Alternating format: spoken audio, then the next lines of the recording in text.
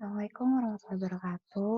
Apa kabar semuanya? Semoga kita semua selalu dalam keadaan sehat walafiat. Nah, hari ini masih dengan pembelajaran daring biologi, tapi mungkin berbeda dari minggu yang lalu. Kalau minggu yang lalu kita masih berkesempatan untuk saling bertatap muka, walaupun tidak bertemu secara langsung. Tapi hari ini karena waktu hanya sebentar, jadi, akhirnya Ibu rekam saja presentasi dari, materi hari ini.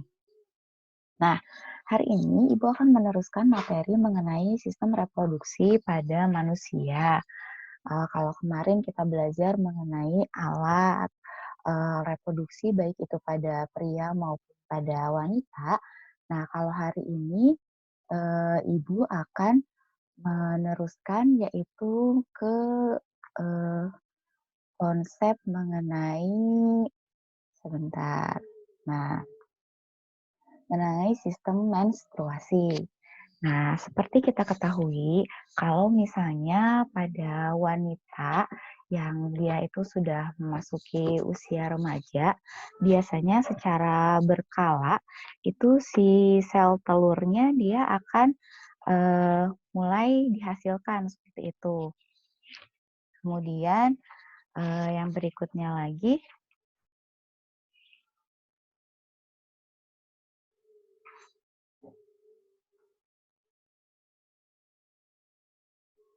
Ya, jadi sekali lagi, pada wanita yang sudah remaja biasanya, secara berkala sel telur yang sudah matang itu akan dikeluarkan dari indung telurnya atau dari ovarium. Nah, kemudian kalian pasti udah, masih ingat, jadi kalau misalnya sel telur ini kalau sudah dikeluarkan oleh ovarium, dia nanti akan bergerak, kemudian akan melalui saluran telur menuju ke rahim. Nah, sementara itu, ternyata rahim juga secara berkala akan mengalami penebalan pada dinding-dindingnya atau pada endometriumnya yang banyak berisi pembuluh darah, sehingga nanti kalau misalnya jika diperlukan, dia akan siap untuk menerima hasil dari pembuahan atau fertilisasi. Tapi ternyata jika sel telurnya itu tidak bertemu dengan sperma, yang berarti, tidak terbuahi, maksudnya sel telurnya, nanti sel telur dan juga seluruh jaringan dari, dinding endometrium yang terbentuk itu akan luruh dan dikeluarkan dari rahim. Nah, itulah proses yang dikenal sebagai menstruasi.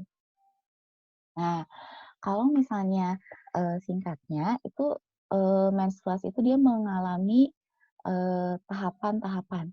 Oh ya, di sini katanya, eee, menstruasi itu terjadi hanya pada wanita dan hewan mamalia tertentu.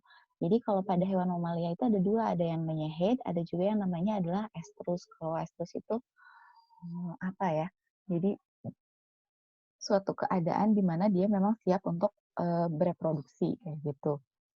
Nah, siklus menstruasi sendiri itu terdiri dari 4 fase, yaitu ada fase praovulasi, ada fase ovulasi, ada fase pasca ovulasi, dan fase peluruhan atau yang dikenal sebagai menstruasi. Nah, Ibu akan mencoba untuk, menjelaskan keempat fase ini. Bentar ya.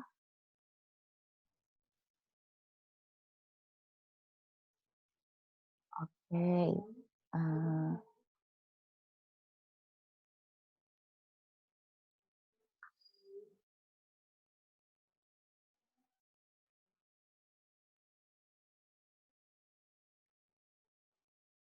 susah ya, bentar.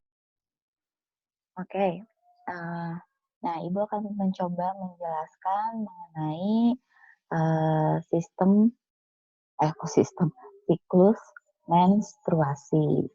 Nah, oke. Nah, jadi, siklus menstruasi ini, jadi pada akhir siklus menstruasi, itu tubuh mengeluarkan yang namanya hormon gonadotropin.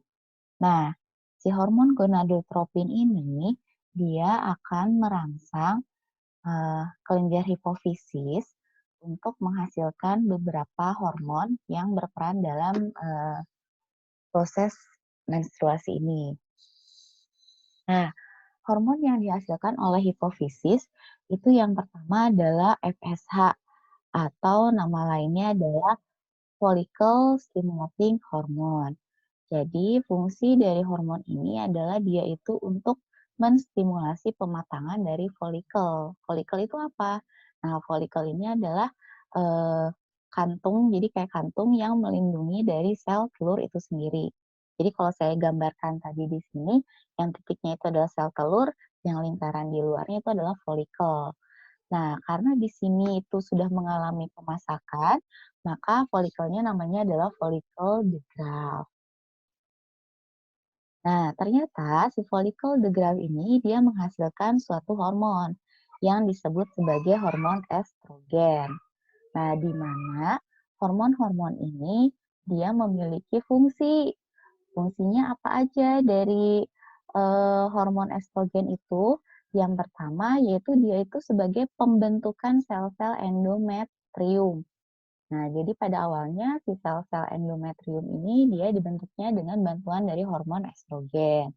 Kemudian, ternyata dengan keluarnya hormon estrogen ini justru mengadakan feedback negatif terhadap pengeluaran FSH oleh hipofisis. Jadi artinya di sini dengan adanya estrogen, FSH-nya itu diturunkan jumlah konsentrasi yang dikeluarkannya. Nah, karena FSH-nya berkurang, maka hipofisis mengeluarkan hormon yang berikutnya, yang namanya adalah LH atau luteinizing hormone.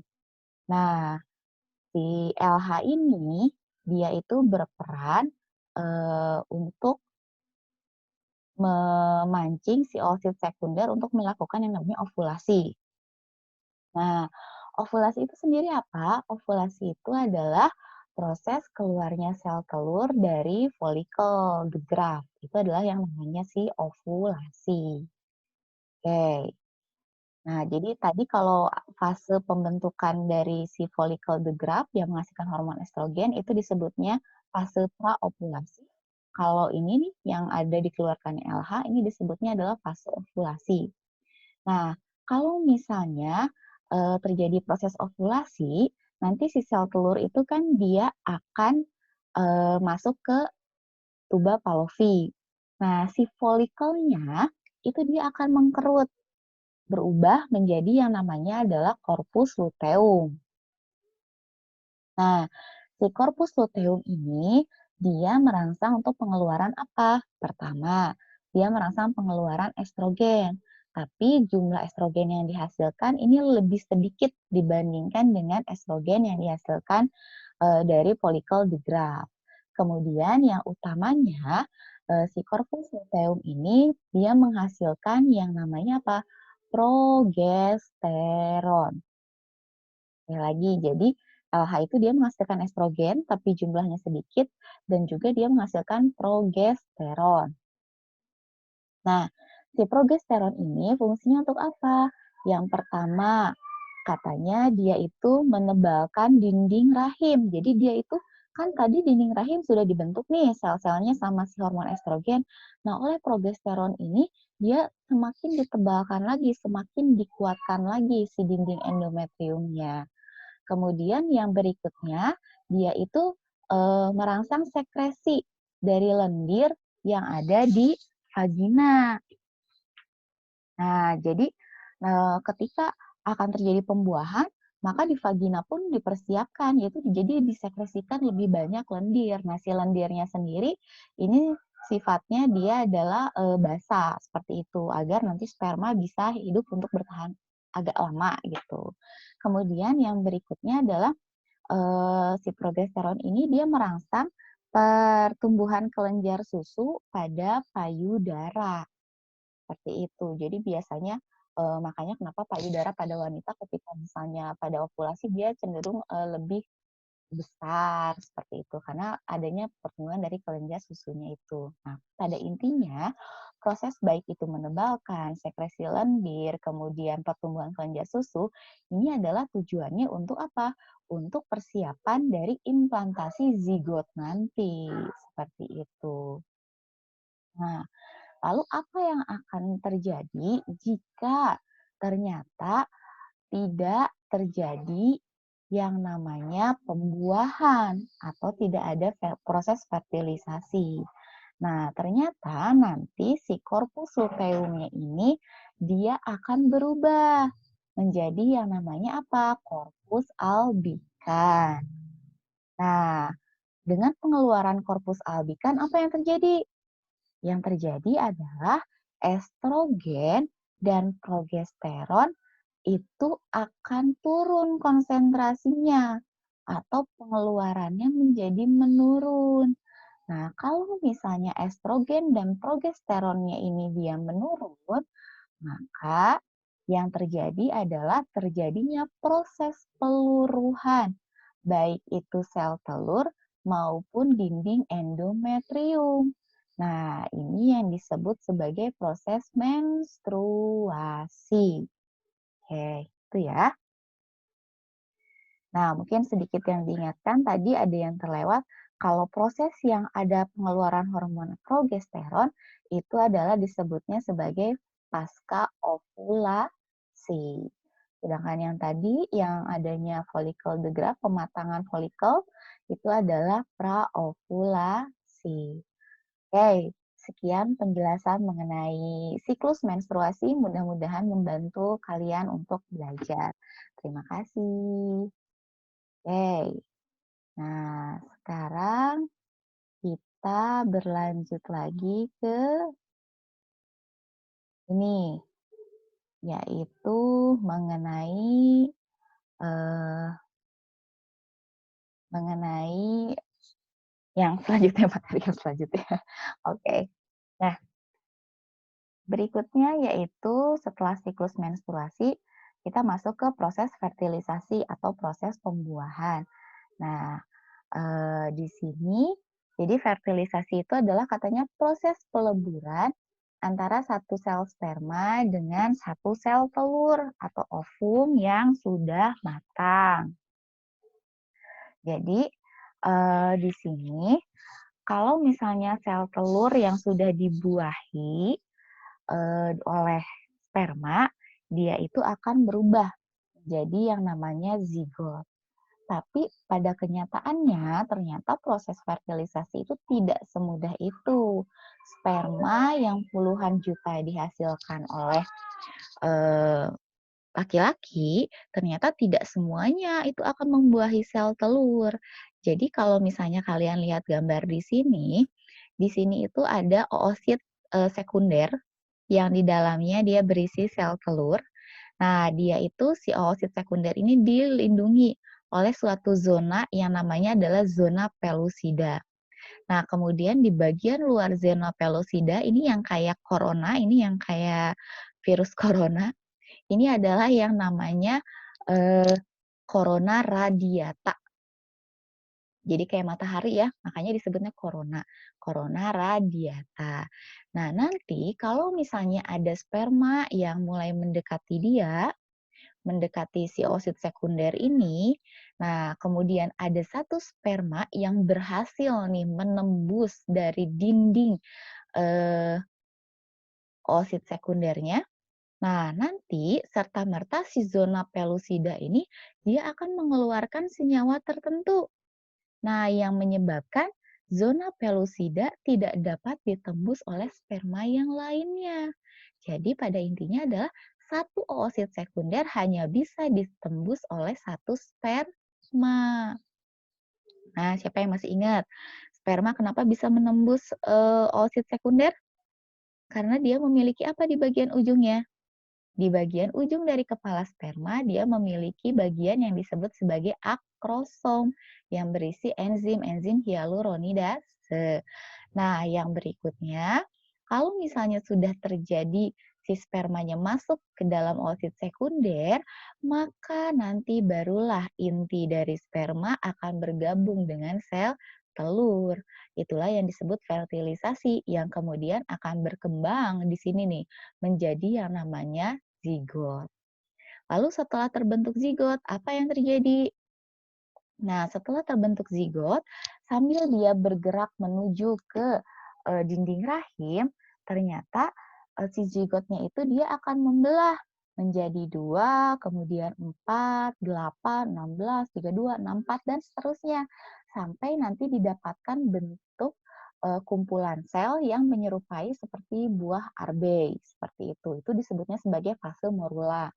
Kemudian nanti fase morulanya akan membelah-membelah lagi, membentuk apa sih namanya itu blastula.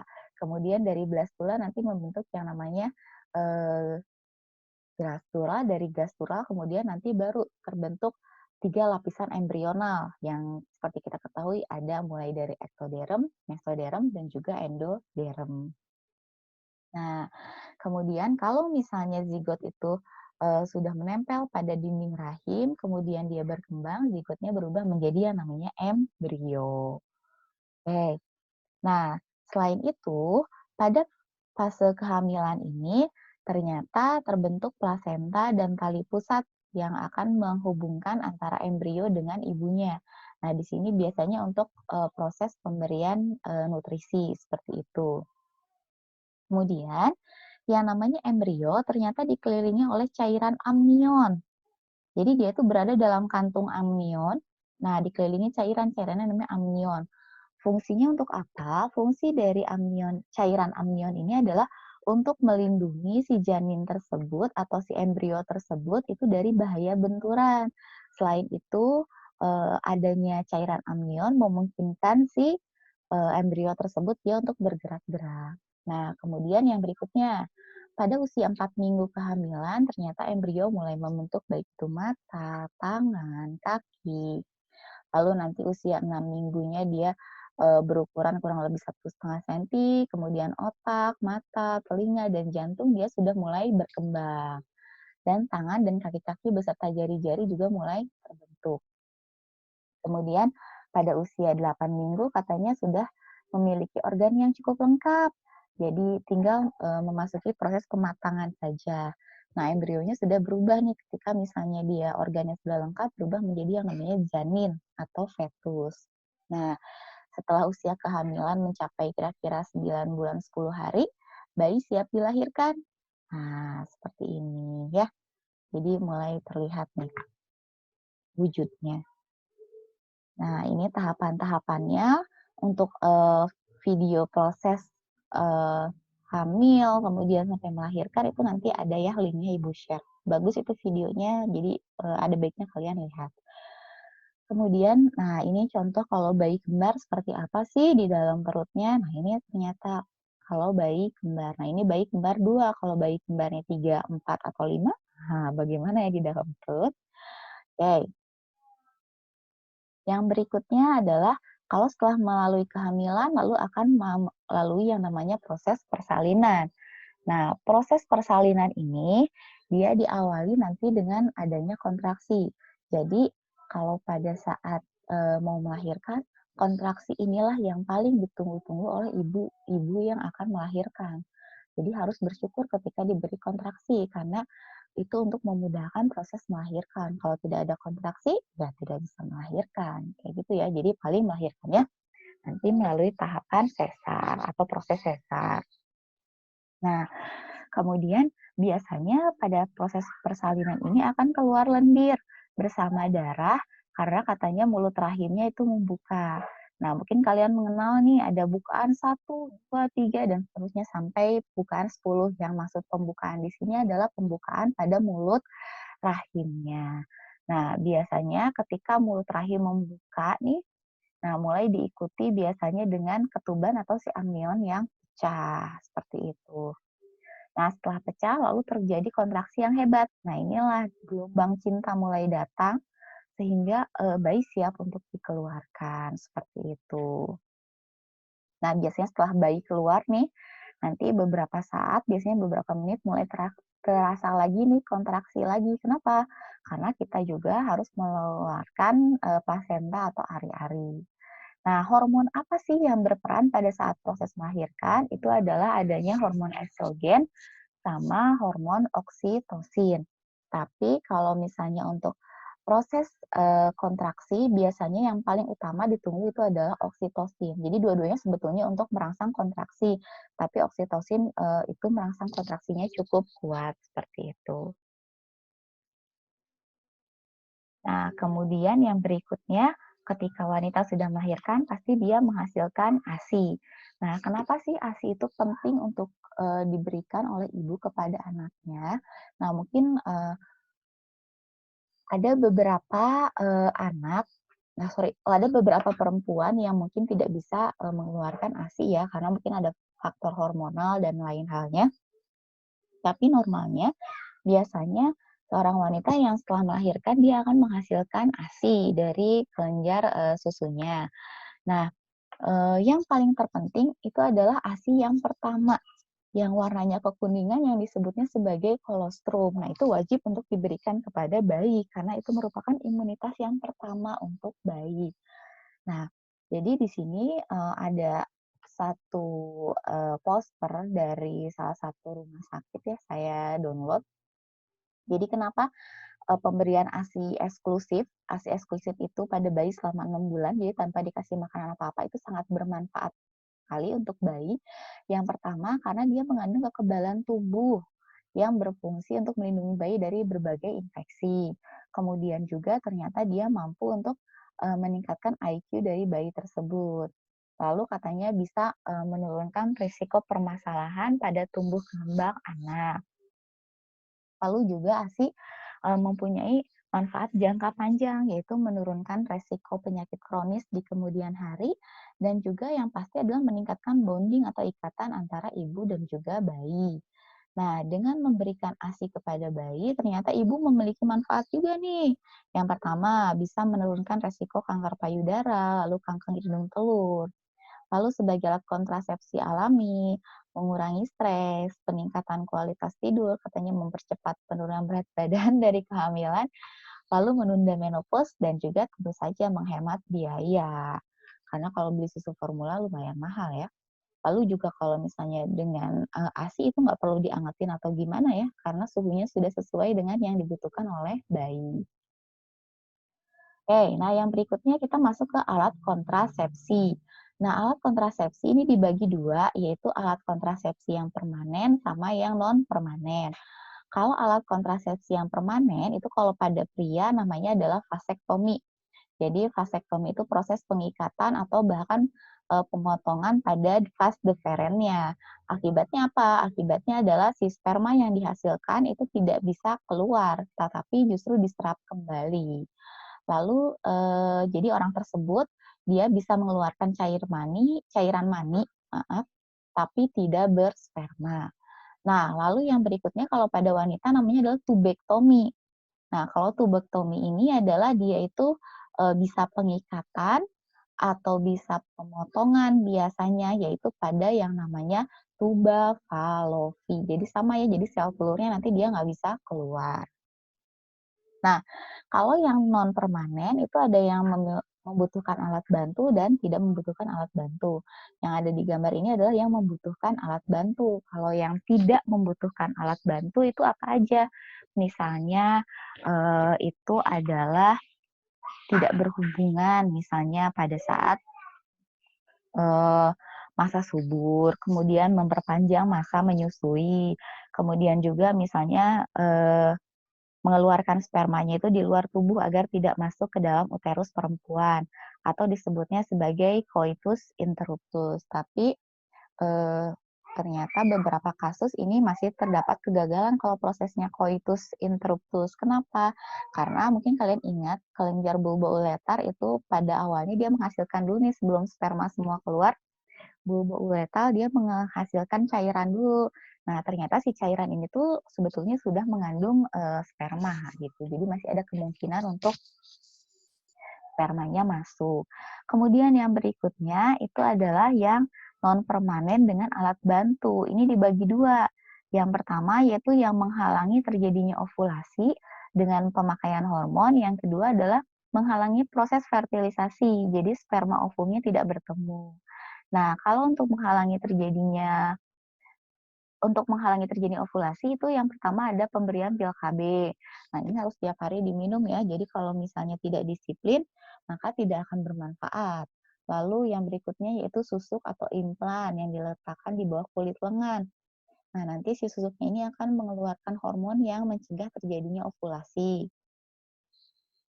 Lalu yang berikutnya, yang ketiga adalah suntikan yang dilakukan dengan pemberian hormon setiap 3 bulan sekali. Nah, untuk mencegah terjadinya ovulasi.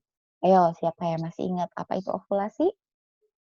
Ovulasi adalah pengeluaran sel telur dari folikel atau dari si oosit sekunder ya, dari folikel oosit sekunder. Oke, nah sekarang yang menghalangi fertilisasi dari sperma dan ovum apa aja? Ada IUD, ada pemberian jelly atau tablet busa dan spons katanya, yang dimana biasanya mengandung spermisida. Jadi ini tuh kayak untuk mematikan si spermanya.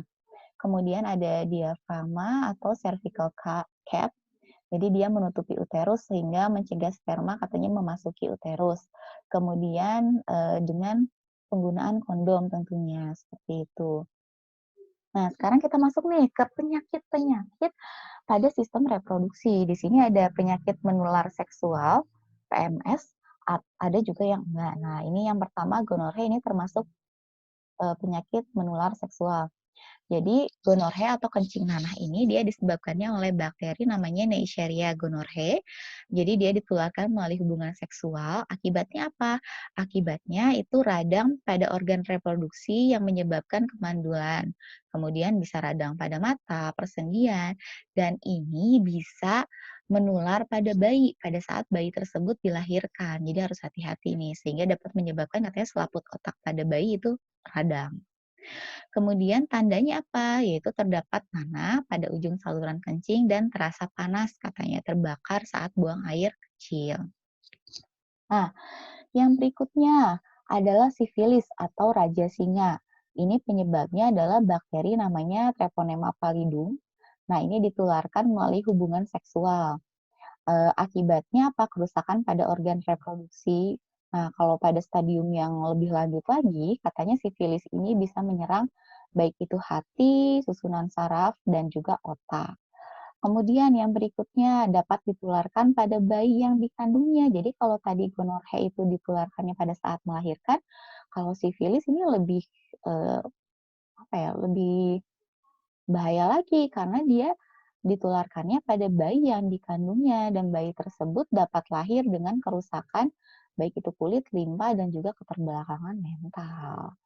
Oke, nah yang berikutnya ini ada herpes genital. Saya garis bawahi ya, genital. Tidak semua herpes itu menyerang genital karena ada juga herpes yang kalau dia itu, menyerangnya karena misalnya orang udah cacar, kemudian terkena lagi virus yang sama, biasanya dia mengalami herpes. Nah, itu beda ya, itu herpes kulit, kalau ini herpes genital, jadi menyerang pada alat-alat genital.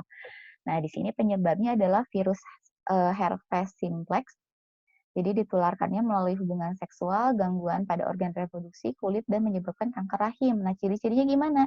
Jadi kayak ada kutil-kutil gitu, jadi kayak ada bukan kutil, apa ya, kayak ada beruntus-beruntus kayak gitu ya, di, sekitar alat kelaminnya. Tuh adalah herpes genital. Lalu kemudian keputihan ini, penyebabnya bisa parasit, biasanya ada jamur Candida albicans, lalu ada Trichomonas vaginalis, ada bakteri, ada juga virus.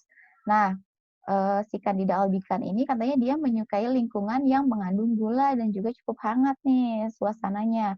Sering ditemukan pada wanita hamil dan juga penderita diabetes mellitus. Akibatnya apa? Akibatnya adalah gangguan pada organ reproduksi wanita. Jadi kalau keputihan itu sebetulnya wajar kalau misalnya cuma sedikit, apalagi pada saat misalnya akan haid biasanya itu terjadi keputihan. Tapi kalau misalnya keputihannya itu udah banyak banget, kemudian misalnya berbau dan warnanya berubah misalnya menjadi hijau, tidak lagi putih, nah itu yang bahaya. Itu harus segera, menghubungi dokter untuk pengobatan lebih lanjut. Oke. Nah, yang kemudian yang berikutnya adalah penyakit AIDS. Ini yang disebabkan, virus HIV atau Human Immunodeficiency Virus.